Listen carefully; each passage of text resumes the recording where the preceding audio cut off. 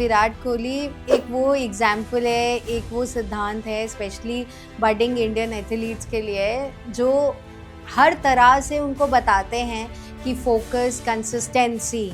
इतना बड़ा उनका करियर है, 15 इयर्स तो हो ही गए, but he was never out due to injury. Must be any other reasons, family reasons और whatever, but never due to injury. अब इंजरी हो गई, अब इंजरी के बाद recovery I think is a very big challenge. Physically recovery के बाद a player or an athlete comes to a level where he can actually play the game, but psychologically he could not even imagine कि क्या मैं खेल पाऊंगा. अच्छी शुरुआत बहुत ज़रूरी है और अच्छी शुरुआत करने के लिए टाइप ऑफ स्पोर्ट भी बहुत इम्पोर्टेंट है. Definitely. तो ये अच्छी शुरुआत कैसे शुरू करी जाए? देखिए मैम, सबसे इम्पोर्टेंट चीज़ जो है ना, वो एक तो mindset. You have to be very clear in your mindset कि आपको करना क्या है. Number 1. Secondly, assessment is very important. You have to get yourself, अपनी बॉडी को, अपनी जॉइंट्स को, केवल मस्कुलर स्ट्रेंथ की नहीं बात कर रहा. नमस्ते, सत श्री अकाल, आदाब. आप सभी का स्वागत है बीजेएम हेल्थ के एक और पॉडकास्ट पे. आशा है आप सब स्वस्थ होंगे और अच्छे होंगे. आज हमारा पॉडकास्ट उन सभी के लिए है जो फिटनेस लवर्स हैं, एथलीट्स हैं और बडिंग एथलीट्स के पेरेंट्स और कोचेस हैं. आज हमारा टॉपिक है प्रैक्टिस से पोडियम तक, विनिंग फॉर्मूला. और इसको समझाने के लिए मेरे साथ एक वरिष्ठ स्पोर्ट्स भौतिक चिकित्सक फिजियोथेरेपिस्ट हैं, डॉक्टर अभिषेक गर्ग, जिनको अराउंड 17 इयर्स ऑफ एक्सपीरियंस है in the field of physiotherapy. इन्होंने बहुत सारे नेशनल और इंटरनेशनल एथलीट्स को ट्रेन किया है और प्रो कबड्डी लीग के हेड फिजियोथेरेपिस्ट भी रहे हैं. अपनी स्पोर्ट्स फिजियोथेरेपी की जर्नी ट्रेनर्स और बडिंग फिजियोथेरेपिस्ट और बहुत सारे एथलीट्स को पोडियम तक पहुंचाने के अलावा ये खुद भी फिटनेस फ्रीक है और खुद भी अपना उतना ही ध्यान रखते हैं जितना कि वो एथलीट्स को ट्रेनिंग के समय बताते हैं. Thank you so much sir, doctor Abhishek, आने के लिए, और आपका स्वागत है बीजेएम हेल्थ के पॉडकास्ट पे. बहुत बहुत शुक्रिया मैम. पहली बात, आई एम वेरी एक्साइटेड कि you called me here. Thank you for this. And secondly, sports performance is totally a science. So I am really glad कि वील हैव सम टाइम कि हम उसको डिस्कस कर सकें, उस साइंस को और समझ सकें और व्यूअर्स उसको और जान सकें. Thank you sir. तो सर, शुरू करने के लिए बेसिक से शुरू करते हैं, राइट? सो प्रैक्टिस है ना, सब कुछ प्रैक्टिस से ही शुरू होता है, तो स्पोर्ट्स भी प्रैक्टिस से शुरू होता है. तो ये क्या होती है? What are these right practices? See, sometime ना थिंग्स आर मिसअंडरस्टूड. कुछ चीज़ें हम गलत समझ लेते हैं. राइट प्रैक्टिस कभी भी ओवर प्रैक्टिस नहीं होती. पहली चीज़ जानना बहुत ज़रूरी है कि राइट प्रैक्टिस हो सकता है कि आप अपनी फर्स्ट इम्पॉर्टेंट चीज़ अपनी बॉडी को समझें. Very important. आपका गोल क्या है, स्पोर्ट स्पेसिफिक, आप कौन सा स्पोर्ट खेल रहे हो, उस स्पेसिफिक चीज़, वो परफॉर्मेंस को ध्यान में रखते हुए प्रैक्टिसेस वो सारी होनी चाहिए. फिर वो चाहे स्ट्रेंथ कंडीशनिंग की प्रैक्टिस हो, हो सकता है स्टेबिलिटी की प्रैक्टिस हो सकता है हमारे बॉडी मूवमेंट्स की प्रैक्टिस हो, विच इज़ वेरी इंपॉर्टेंट, जिसको हम थोड़ा सा इग्नोर कर देते हैं, बट हम बात करेंगे इस बारे में. बॉडी मूवमेंट्स और जॉइंट्स के मोबिलिटी की जो प्रैक्टिसेस है. सो हर चीज़ का एक तरीका होता है, एक सिस्टम होता है, और मुझे लगता है कि अगर उस सिस्टम से के थ्रू चला जाए, एक पर्टिकुलर चैनल के थ्रू किया जाए हर चीज़ को, सो वो एथलीट को हर तरह से काम करेगा. It's not about starting the game, it's about आप कितना दूर तक इस गेम में जाते हैं और कब तक इस गेम में रह पाते हैं. वो सारा कुछ उस चीज़ से डिपेंड करता है आप कैसे और कहाँ से शुरू करते हैं. तो शुरुआत बहुत ज़रूरी है. अच्छी शुरुआत इज़ वेरी इंपॉर्टेंट. वही डिसाइड करेगी कि आप कब तक टिक पाएंगे उस जगह पर. सर, आपने बहुत इम्पोर्टेंट बात बोला कि अच्छी शुरुआत बहुत ज़रूरी है और अच्छी शुरुआत करने के लिए टाइप ऑफ स्पोर्ट भी बहुत इम्पोर्टेंट है. डेफिनेटली. तो ये अच्छी शुरुआत कैसे शुरू करी जाए, जिसको हम पेरेंट्स, कोचेस, एथलीट्स, कभी कभी बडिंग यंग एथलीट्स का भी यही क्वेश्चन होता है कि हम जो कर रहे हैं क्या ये हमें दूर तक लेके जा भी पाएगा कि नहीं जा पाएगा. देखिए मैम, सबसे इम्पोर्टेंट चीज़ जो है ना, वो एक तो माइंडसेट है. You have to be very clear in your mindset कि आपको करना क्या है, नंबर 1.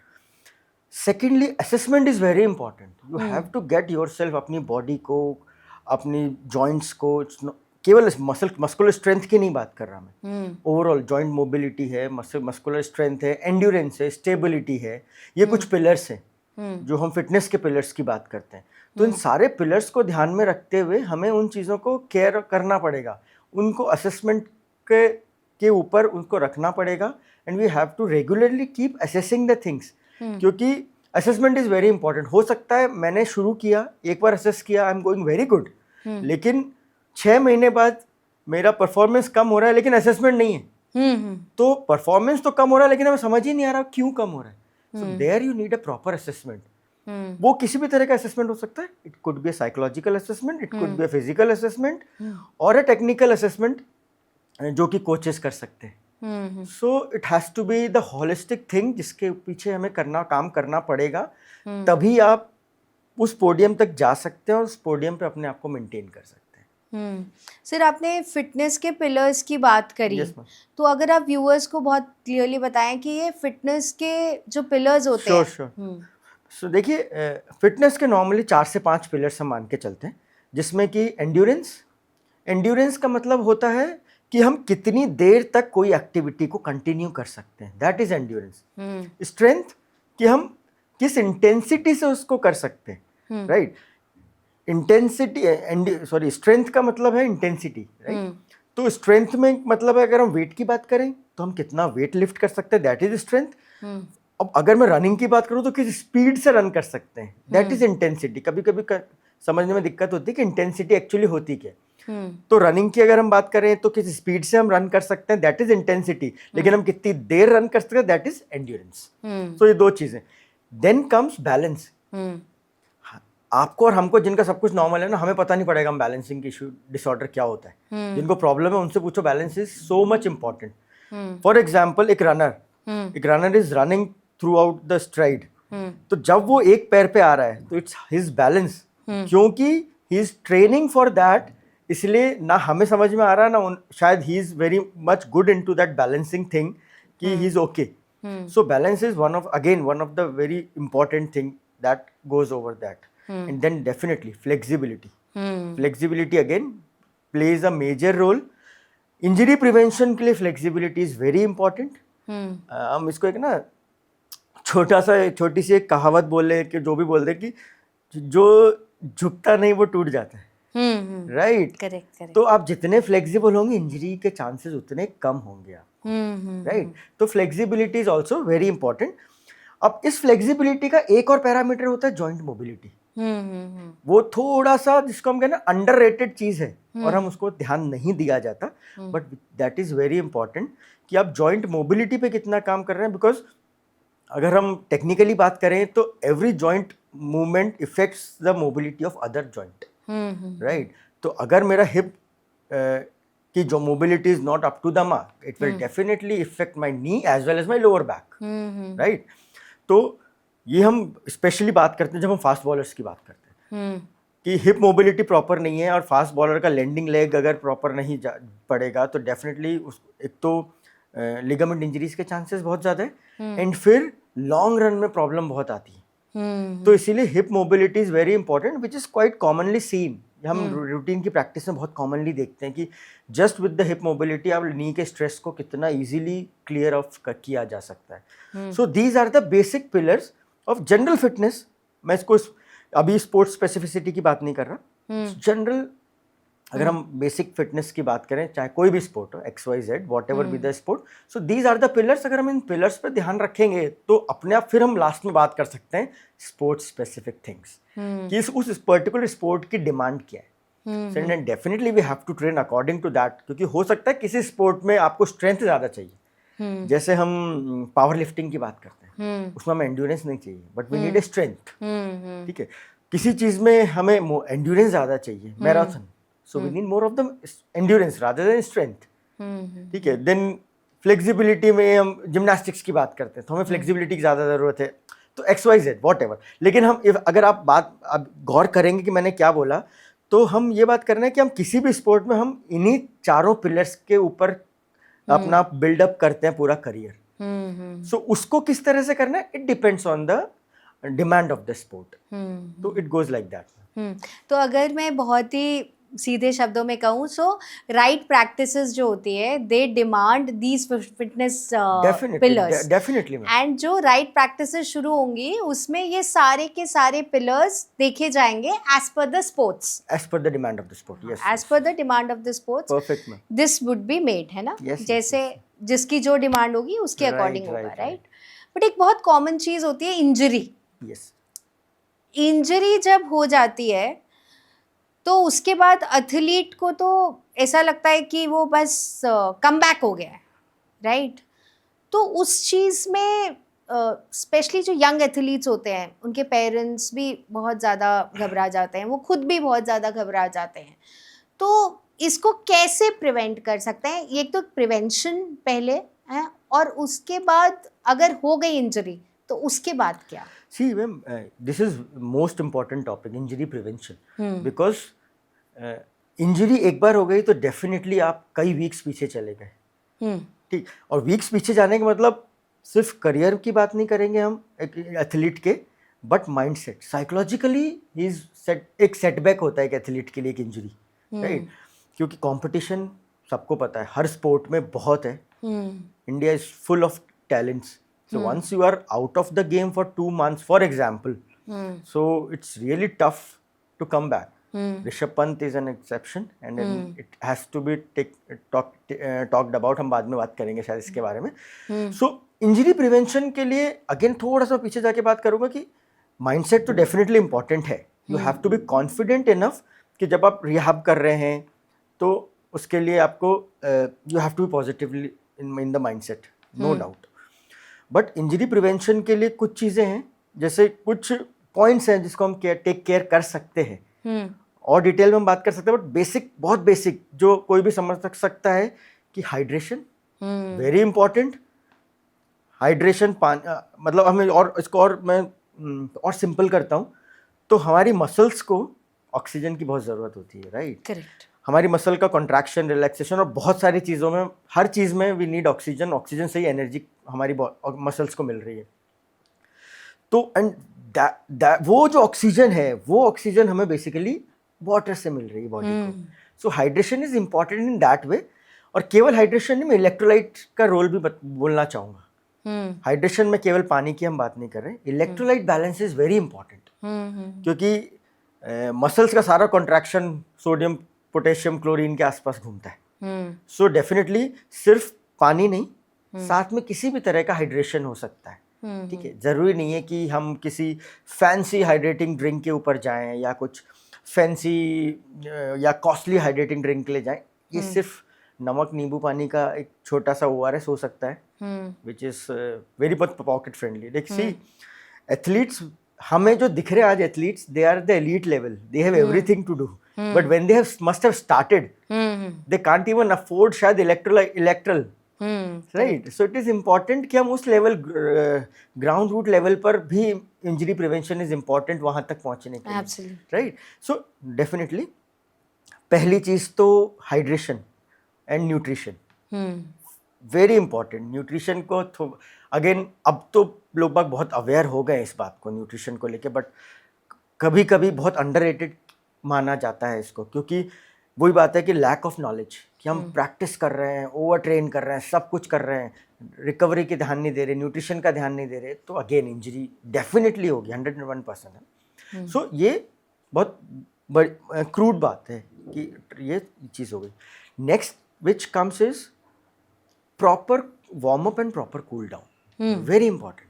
क्योंकि वार्म अप बेसिकली क्या है कि हमारी मसल जब एक्सरसाइज करती है या गेम स्पोर्ट स्टार्ट होता है, so it needs a proper blood supply to itself, right? और उस ब्लड सप्लाई के बिना अगर हम उसको यूज कर रहे हैं with the high intensity, definitely when you are playing, आप एक मैक्सिमम इंटेंसिटी पे काम कर रहे हैं, so it can break, definitely it can break, either muscle हो, लिगामेंट हो या जॉइंट मोबिलिटी की बात। सो इसीलिए इट इज़ इम्पॉर्टेंट, एक प्रॉपर अच्छा warm up is very important, ताकि आपकी जॉइंट मोबिलिटी मेंटेन हो, very important, and muscle properly blood supplied हो, प्रॉपर नरिश्ड हो, so that when you are working on the highest intensity, they have the proper nourishment to the muscle, which is blood circulation and whatever, right?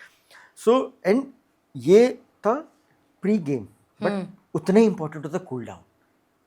बहुत underrated है, बहुत ज़्यादा underrated. क्या होता है, हमने गेम, एंड मैं ये बात लोकल लेवल की बात नहीं कर रहा, it is also seen in proper leagues. मैं कबड्डी लीग की बात करके बता रहा हूँ, गिविंग यू एग्जाम्पल कि I have seen players lacking cool down and getting injured after 4 days. It happens in the professional level. आज मैच है, तो गेम से पहले they get a proper warm up, but game खत्म होते they just get into their buses and leave. कई बार हुआ ऐसा. I have seen it many times. Proper coaches हैं, वो जो कोचेस समझते हैं इस चीज़ को, they give time for the cool down. But जो नहीं समझते, या कभी कभी कुछ सिचुएशन ऐसी हो जाती है कि जस्ट उसके, अगर आपका सेकंड मैच है तो मैच के 2 मैचेस होते हैं नॉर्मली, तो सेकंड मैच के जस्ट बाद हमारा प्राइज डिस्ट्रीब्यूशन सेरेमनी स्टार्ट हो जाती है, तो टाइम ही नहीं मिलता कूल डाउन का. तो ये रीज़न चाहे जो भी हो, but it may hamper the things. So इन चीज़ों का थोड़ा सा ध्यान रखना इज़ वेरी इंपॉर्टेंट. और फिर कुछ और चीज़ें जो हम रूटीन में करते हैं, फोम रोलिंग है, आइस बाथ है. Ice bath is very important to just relax the muscles, proper relaxing the muscle. If there is some inflammation inside it, तो आप उसको inflammation को भी कम कर सकते हो. तो एक प्रोफेशनल एथलीट को at least once in a week he should give to a body, मतलब आइस बाथ, तो विच इज़ वेरी इंपॉर्टेंट. तो इंजरी प्रिवेंशन की तो ये तो बड़ी बड़ी चीज़ें हैं कि इंजरी प्रिवेंशन ज़रूरी है, क्योंकि वंस इट इज़ डन, तो जो प्रिवेंशन के बाद की हम बात कर रहे हैं, it is a long journey. So basically आप जितना प्रिवेंशन में काम कर लेंगे, आप पोडियम तक ज़्यादा जल्दी पहुंच पाएंगे और ज़्यादा देर तक रह पाएंगे वहाँ पर. तो सर आपने बताया कि कबड्डी लीग में आपने देखा था कि कूल डाउन नहीं होने के बाद 4-5 डेज के बाद इंजरी हो गई थी. तो ये कैसे हो गई थी इंजरी? मैम रीज़न इज, पहली बात तो it is a high intensity game, very high intensity. 40 minutes का गेम है, बट वेरी हाई इंटेंसिटी. मतलब इफ आई विल से कि अभी जो हम फिटनेस के पिलर्स की बात कर रहे हैं, everything comes into this game. Correct. You need strength, you need flexibility, you need endurance, because 40 minutes you have to run around. ठीक. And balance, that is also very important. Why balance? I am just giving an example. Kabaddi को बहुत लोग जानते हो, जो नहीं जानते उनको मैं बताता हूँ कि एक रेडर होता है. हम मतलब सबने खेला होगा कबड्डी, मैं टेक्निकली बताने की कोशिश कर रहा हूँ उस चीज़ को, कि एक रेडर होता है जो दूसरी टीम के पास जाता है, टच करता है, और बाकी जो लोग होते हैं उनको हम डिफेंडर्स बोलते हैं. राइट. सो डिफेंडर्स जो होते हैं, उनकी stability is more important. Again I am talking about sports specific thing. So जब हम डिफेंडर्स को ट्रेन करते हैं तो we talk about more of the stability and strength. But जब हम रेडर्स की बात करते हैं तो we talk about endurance, speed, balance. Because क्या होता है, वो टच करके जब भागते हैं तो उनका बैलेंस इज सो इम्पोर्टेंट कि अगर इतना सा भी पैर उनका लाइन के उधर गया तो ही इज आउट. सो उस रनिंग में यू टर्न लेके आपको रन करके वापस आना है, और आपको उस लाइन के बाहर भी नहीं जाना. Here comes the balance. So balance is so important. तो ये चीज़ें मैटर करती है.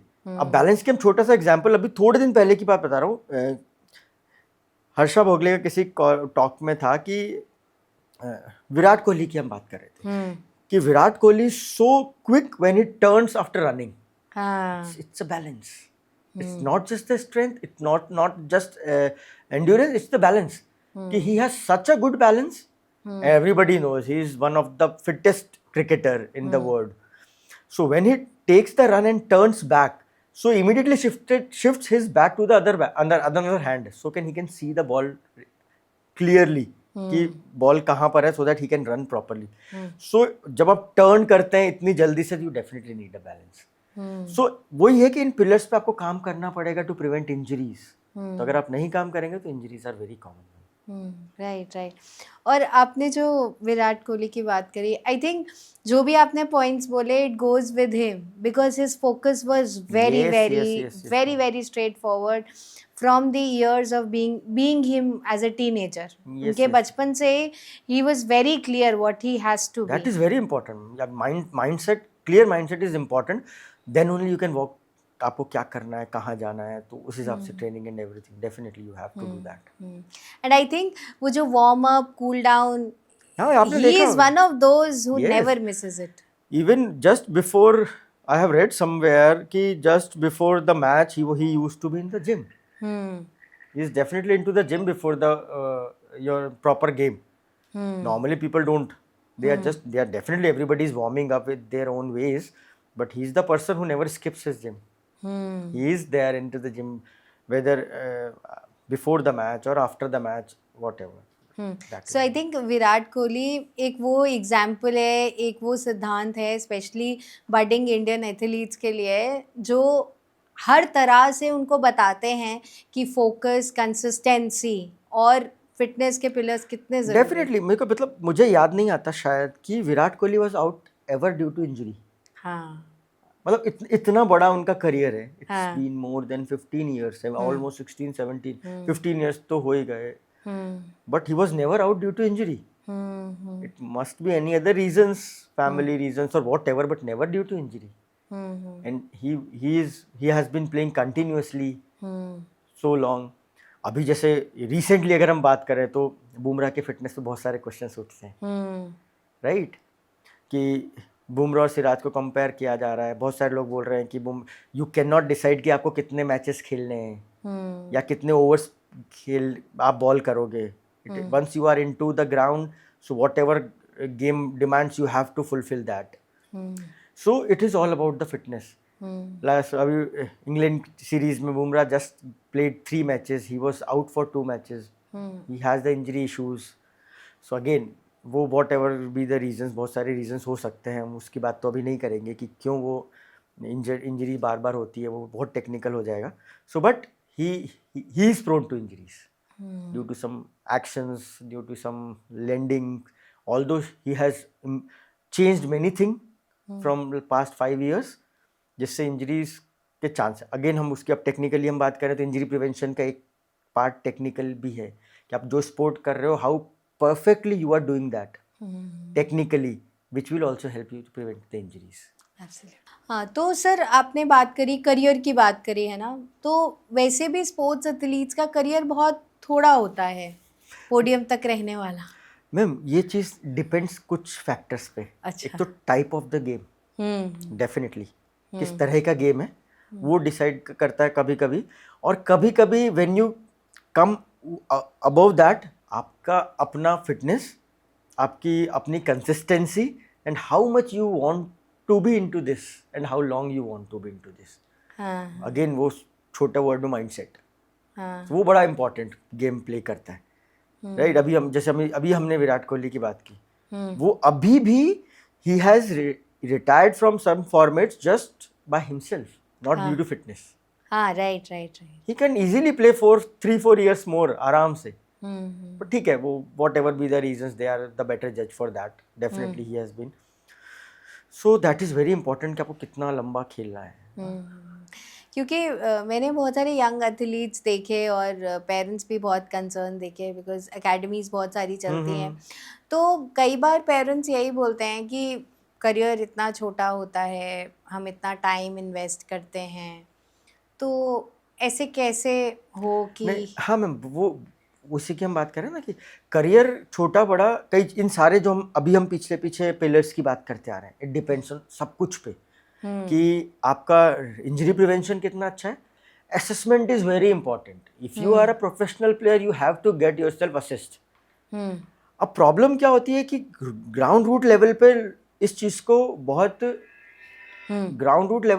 को बड़ा अंडररेट किया जाता है, असेसमेंट वर्ड को, right? Physical assessment, psychological assessment, दोनों चीज़ें आर इक्वली इम्पॉर्टेंट.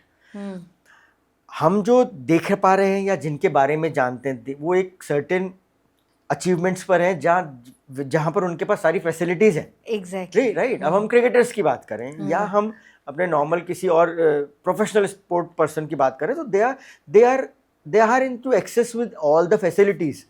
ठीक है. सो उनका क्रिकेट की बात करें तो बेंगलोर में एनसीए है, they are into that access, उनका रूटीन से असेसमेंट होता है, एवरीथिंग.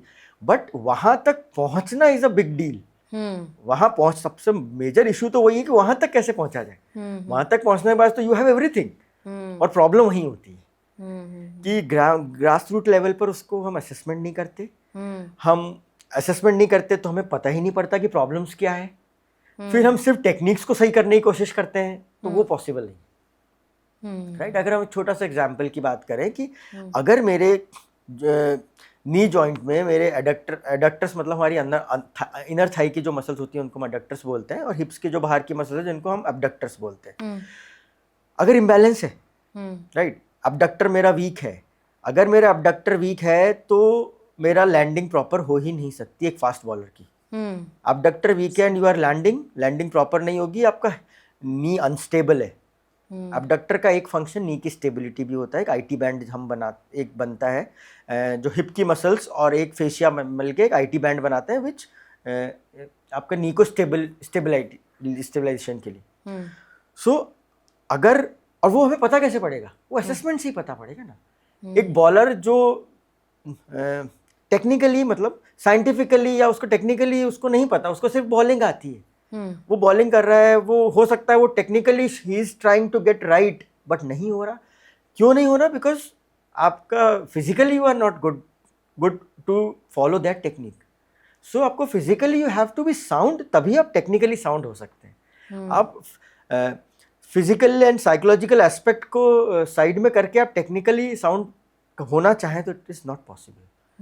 सो डेफिनेटली पहली इंपॉर्टेंट चीज़ तो ये है कि आपको physical assessment and psychological assessment are very important आपको आगे बढ़ने के लिए। अगर मैं हमारे जो भी व्यूअर्स हैं, सारे पेरेंट्स एंड कोचेस से डेफिनेटली ये कहूँगा कि you should get your ward, your either it is your student और योर सन और daughter, what ever, assessment is very important. क्योंकि जब तक पता नहीं पड़ेगा तब तक उसका क्योर कैसे होएगा। जब तक वो पता नहीं, आपके हिसाब से तो नॉर्मल है, फिर हम टोकते हैं कि आपकी टेक्निक गलत है, आप टेक्निक चेंज करो। तो जब physically you are not fine, तो एक तो असेसमेंट इज वेरी इंपॉर्टेंट।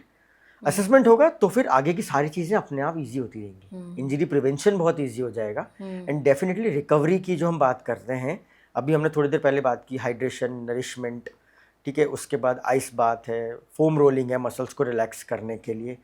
एक दूसरी चीज़ बहुत इजी जिसको हम अंडररेटेड है, that is proper sleep, very important. और ये बहुत कॉमन स्पेशली ये प्रॉब्लम देखी जाती है इंटरनेशनल स्पोर्ट पर्सन्स के लिए, टाइम चेंज के कारण, फ्लाइट वो और लैग्स के कारण, राइट। तो वो बड़ा इशू हो जाता है, क्योंकि if you are not sleeping well, you are not recovering well, because while you are sleeping a body releases some hormones which relaxes your muscles, which relaxes your brain. तो वो अगर नहीं हो रहा तो आपकी पूरी ट्रेनिंग, पूरी फिटनेस, सब पे इफेक्ट आ सकता है। सो sleeping good is very important for the recovery.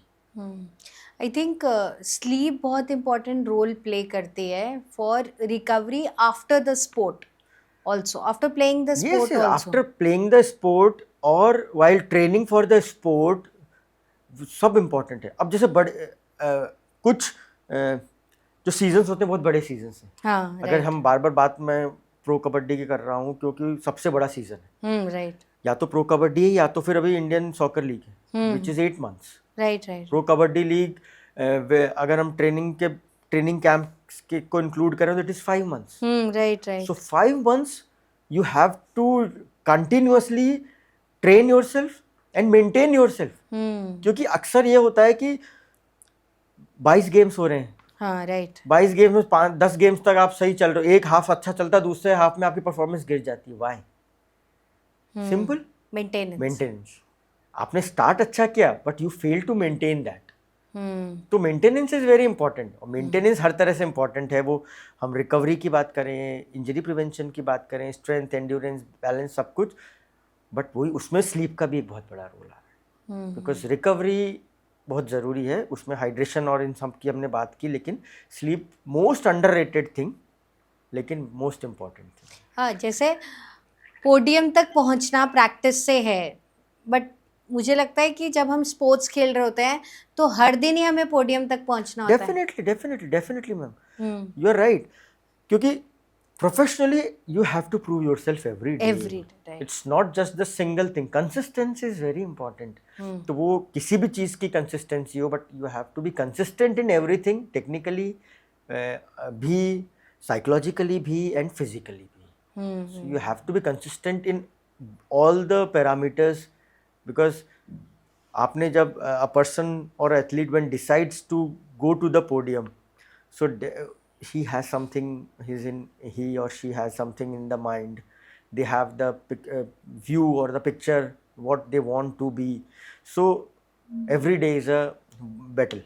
And every day if one day if you have clear one day without injury, ये एक achievement है हर प्लेयर के लिए, कि अगर आपने आज का दिन खत्म कर दिया और आपको इंजरी नहीं हुई, give thanks to God and thanks to your coaches and your supporting staff कि you just passed a day without an injury. Even physiotherapist also. हाँ, supporting staff, sorry, let me clear everybody. Supporting staff, physiotherapy and sports and conditioning coaches, these are the part of supporting staff. हाँ. So हम technically इनको supporting staff बोलते हैं. अच्छा अच्छा. Main players are they are the athletes and these are the supporting staff. So अगर मैं supporting staff word use करता हूँ तो उसमें psychologist भी आते हैं, उसमें trainers आते हैं, उसमें physiotherapists आते हैं. So these are basically supporting staffs. हाँ, right. और दूसरी चीज़, अब इंजरी हो गई, अब इंजरी के बाद recovery I think is a very big challenge, because एक एथलीट का तो सीजन चला जाता है. राइट. और जैसे आपने बोला कि इंजरी हो गई तो वो वीक्स नहीं, वो बहुत पीछे चले जाते हैं. मंथ्स हो सकता है, ईयर्स हो सकता है, कुछ भी हो सकता है. डेफिनेटली. एग्जैक्टली. तो वो रिकवरी कैसे हो, स्पेशली जो अभी बडिंग यंग एथलीट्स हैं, हम प्रोफेशनल की तो नहीं अभी बात कर रहे हैं, अभी तो हम यंग एथलीट्स की ले, जैसे आप बोल रहे हैं कि जो ग्रास रूट पे कर रहे हैं, क्योंकि once you become a bigger athlete, international athlete, then you have everything, right? You have access to everything. या when you are at a grass root, तब तो नींबू पानी और पानी ही होता है. सही कह रहे हैं, बिल्कुल. तो तब कैसे रिकवरी इतनी अच्छी तरह करे कि पोडियम तक पहुंचने का जो सपना है प्रैक्टिस से वहां तक पहुंच जाए? देखिए, छोटी छोटी चीज़ें रिकवरी डेफिनेटली. साइकोलॉजिकल सेटबैक सबसे बड़ा होता है. फिजिकल एक वो कॉन्फिडेंस क्या होता है ना, ये हमने प्रैक्टिकली अपनी फील्ड प्रैक्टिस में देखा है कि फिजिकली रिकवरी के बाद अ प्लेयर और an athlete comes to a level where he can actually play the game, but psychologically he could not even imagine कि क्या मैं खेल पाऊंगा. एक क्वेश्चन हमेशा दिमाग में रहता है कि क्या मैं इतना फिट हूँ कि मैं खेल पाऊंगा. So first of all again mindset and psychologic strength is very important. वो तो हमें रखना ही है. We have to keep motivating a person. और क्योंकि मैं बात बोल रहा हूँ कि यहाँ पर कोचेस और पेरेंट्स का बहुत बड़ा रोल है. ग्रास रूट पर कोई साइकोलॉजिस्ट आके आपको कंसल्ट आप नहीं कर रहे हो उससे, या काउंसिल नहीं करने वाला आपको.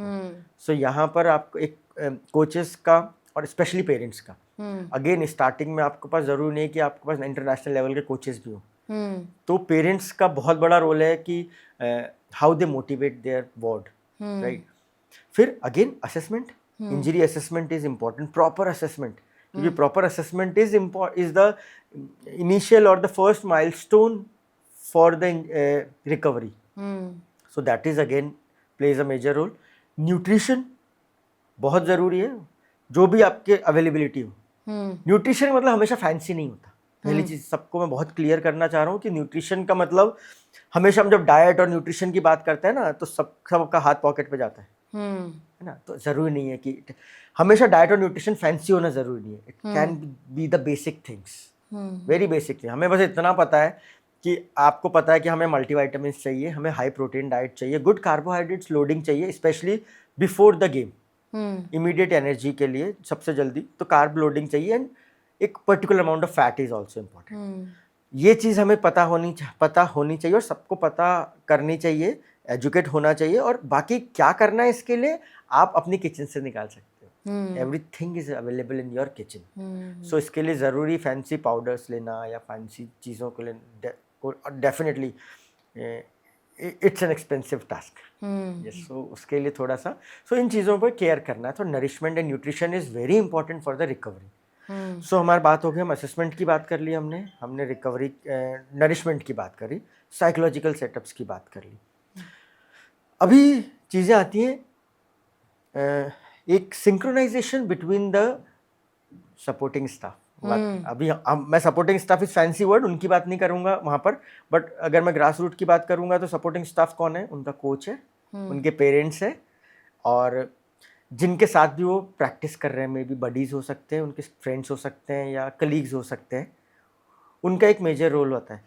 और कोशिश करें कि असेसमेंट अच्छे से हो जाए, तो चीज़ों को पार लगाना थोड़ा आसान हो जाता है। हमको कैसा ट्रेनिंग करना है, किसके साथ ट्रेनिंग करना है, टेक्निकली आपको थोड़ा सा गाइड कर सके, आपका रिकवरी और रिहैबिलिटेशन को थोड़ा और अच्छे से कर सके उन चीज़ों को।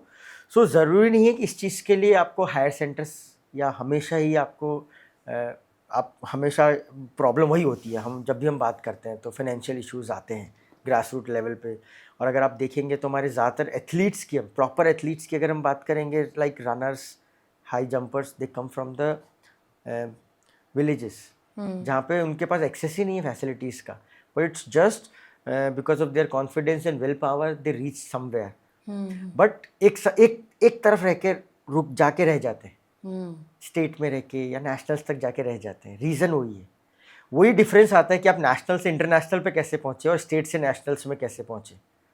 वो डिफरेंसेस हैं, इन छोटी छोटी चीज़ों के डिफरेंसेस हैं। Those who take care of proper nourishment, proper recovery, proper injury prevention, and injury हो गई तो उसको proper taking care of that and rehabilitation. I think recovery में physiotherapist also plays a very important role. That assessment की हम जब बात करेंगे तो physical assessment, the physiotherapist is the most important and most trustworthy person for that. Physical assessment, nobody can do the physical assessment as good as a physical therapist. Being a physical therapist, I think initially we don't need any MRIs or CTs or something like that for the initial. Definitely you should go for that for the confirmation, but for physical assessment, those things, physiotherapists are well qualified, well trained for the physical assessments which you actually need to prevent and to treat injuries. So physiotherapist has to be the first line of contact or line of touch for every athlete, जहाँ भी जितना भी accessibility हो, ठीक है, तो वो ज़रूरी है। आई थिंक वो जब टेक्निक से भी असेस कर लेते हैं, उसके बाद भी वो जो पर्टिकुलर मसल्स की स्ट्रेंथनिंग बता देते हैं, आई थिंक उससे वो इंजरी फिर प्रिवेंट हो सकती है। Definitely, जैसे हम रिकरेंट इंजरी की बात करते हैं, एग्जैक्टली तो we can prevent that. I just giving you an example. अभी हम थोड़ी देर पहले बात कर रहे थे ना कि फास्ट बॉलर को नी इंस्टेबिलिटी हो रही है, बार बार नी इंजरीज हो रही है, और हम अगर केवल नी को देखते रहेंगे तो काम नहीं चलेगा। तो अगर हम उसको फिजिकली असेसमेंट करके हमें पता पड़ता है कि प्रॉब्लम तो हिप में है, तो वो बिना असेसमेंट के नहीं पता पड़ता। और देयर इज कोई इस चीज़ का कोई MRI, कोई एक्सरे नहीं है जो ये बता पाए कि आपकी हिप अनस्टेबल है। That comes through the physical assessment. तो वो फिजिकल असेसमेंट इज ऑल, और वो डेफिनेटली टेक्निक से ही पता पड़ता है। Technique in the sense, a good physiotherapist can assess just by visualizing how you are running, how you are performing the sport. वहीं से असेसमेंट स्टार्ट हो जाता है। एक फिजियोथेरेपिस्ट का वे ऑफ असेसमेंट या असेसमेंट वहीं से स्टार्ट हो जाता है, when you enters the room, और when he is just visualizing, or he is just focusing on you कि how you are performing the sport without even touching you or without even going for any assessment, particular assessment, right? So again मैं सबसे ही बोलना चाहूँगा अपने जितने भी viewers हैं कि yes, we physiotherapists are the most right or qualified person for the physical assessment. And definitely you have different aspects for the psychology assessment and other things. Kinesiologists are also there. आजकल तो बहुत things are getting wider. So physiotherapy के बाद भी physiotherapists are getting more advancement or specialization, like being a kinesiologist, which is just taking care of your movements, right? So things are like that. तो आजकल availability है, and they are getting qualified. We have qualification, good physios in India. So I think you should go for them. And I think कि जैसे जैसे चीज़ें बदल रही हैं तो डिजिटलाइजेशन होने की वजह से you can be in contact with your one physiotherapist. Yes, yes, yes. That is a very good point, ma'am. That is very good, and because क्या है ना कि you cannot be in touch physically throughout the time. For example, if you are traveling for the sport, you cannot carry your physiotherapist always with you, and nor he might not have the time to go with you always, but he may be available for you always on a digital media, either on WhatsApp or Instagram, anywhere where you can contact him or her. So I think digitalization is a great revolution in this ways. You can be in a touch with your anybody, physiotherapist or a psychologist or a coach internationally. It expands your vision. It expands your what I should say कि आपका एक दायरा बढ़ जाता है कि आप ज़रूरी नहीं कि आप अपने पड़ोस के फिजियोस से बात करें. आपको लग रहा है कि आप वहाँ नहीं जा सकते, तो आप 4 cities दूर किसी फिजियो से by digital contact you can just get into touch, and physical assessments are made by, and up to I think BGM is a good platform for such is a very good platform and a very good application जिससे आप physios के लिए बड़ा easy हो गया to get in touch digitally. Otherwise digital में कभी कभी ये इशू होता था कि यू आर नॉट एबल, आपने कुछ बता तो दिया बट वो हो सकता है भूल जाए. सो फीडबैक तो कुछ भी उनके पास रखने के लिए विजुअल्स के लिए या written, so BGM is already giving everything. So hats off to you ma'am, congratulations for that. तो डिजिटल फिजियोथेरेपी से ये एक और चीज़ होगी कि जो एक फिजियोथेरेपिस्ट मेरे साथ क्लास 1 से या जब मैं 8 या 9 साल की हुई मेरे साथ काम कर रहे थे, तो आज मैं 19 साल की हो गई और 20 साल की हो गई और अभी भी मैं नेशनल लेवल पे ही अगर काम कर रहे हैं कोई एथलीट, तो मेरा वो जो सपोर्टिंग स्टाफ, जो फिजियोथेरेपिस्ट, आपकी स्पोर्ट्स की लैंग्वेज में बोलूँ तो वो फिजियोथेरेपिस्ट मेरे साथ डिजिटल फिजियोथेरेपी ऐप के थ्रू भी मेरे साथ ही connected. Definitely ma'am, because he knows your body better than somebody who might be more qualified, but he has just got into touch with you. The one person who has been taking care of your fitness, your sports journeys since maybe 15 years or 17 years, so he knows your body much better than any more specialist person. So it is a revolution, and definitely it is a win-win situation for the athlete. He can be definitely, it's not about getting in touch with them. Secondly, both physios can get into touch with each other. Yeah. That is one of the very important thing, because क्या होता है ना कि when you get into a national international level, you are provided with your staff physios by the authority. Yeah, exactly. But you know कि the physio which is into your city knows you better. So both physios can get into touch to work over you better, rather than, because new person can assess you what you are today, but he don't know your the journey of your fitness, which is also very important. It's not about the present of the fitness journey. Important है previous आपका जानना बहुत important है, ताकि आप आगे की injuries को प्रिवेंट कर सकें. तो वैसे भी सर 1 और 1 11 होता है. हाँ, डेफिनेटली मैम. सो डिजिटलाइजेशन ने तो बहुत दुनिया को बहुत छोटा कर दिया. हाँ. आपको जो चाहिए, आपको अपने घर पे बैठ के आप बेस्ट कंसल्टेशन ले सकते हो कहीं से भी. आप 2 कंसल्टेंट्स को डिस्कशन में ला सकते हो, और वी हैव सच एप्लीकेशंस. बहुत अच्छा है. वो तो है सर, बट रिकवरी के टाइम पर भी आई थिंक वो सबसे ज़्यादा पेनफुल टाइम होता है एक एथलीट के लिए, और सारी चीज़ें असेसमेंट ये सब तो ध्यान रखते ही रखते हैं. And great example like Rishabh Pant. Yes, he is something god son बोल सकते हैं उनको. तो एक्चुअली वो तो एक मतलब मिरेकल है. It is a miracle. और मिरेकल हम बोल रहे हैं मिरेकल, लेकिन हम टेक्निकली इसके पीछे जाके देखें ना तो बहुत strong mindset, very confident mindset, and very strong will power to come back. क्योंकि उनके साथ जो हुआ वो शायद ऐसे 10 और 50 लोगों के साथ हुआ होगा. वो भी सेम फिजिकल रिहैब के थ्रू गए होंगे, सब कुछ वैसे ही हुआ होगा, बट कोई भी उन जैसा कम बैक नहीं कर पाया। यहाँ पे माइंडसेट वाज मोस्ट इम्पोर्टेंट थी। बाकी तो जो था वो सबको मिलता है। सी उस लेवल पे जहाँ ऋषभ पंत है, उस लेवल पे NCA, best physios, best doctors, best orthopaedic surgeons या बेस्ट हॉस्पिटल्स, वो सबको मिल रहे हैं। But why Rishabh Pant only could make the come back?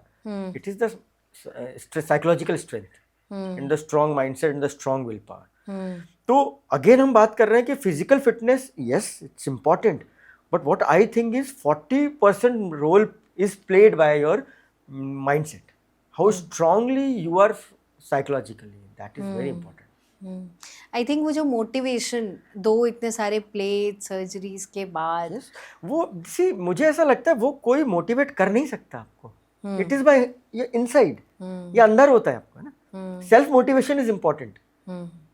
सी बोलना समझाने के लिए 50 लोग होते हैं, बट आप उस शायद आप नहीं कर पाओ, लेकिन उसकी जगह होके सोचो कि आपको you have undergone n number of surgeries, n number of knives, आपके नी के आधे सारे ligaments break हो गए, आपकी bone में plating है, nailing है, and still you are coming back. So and within 1.5 year, yes, 18 months. 18 months.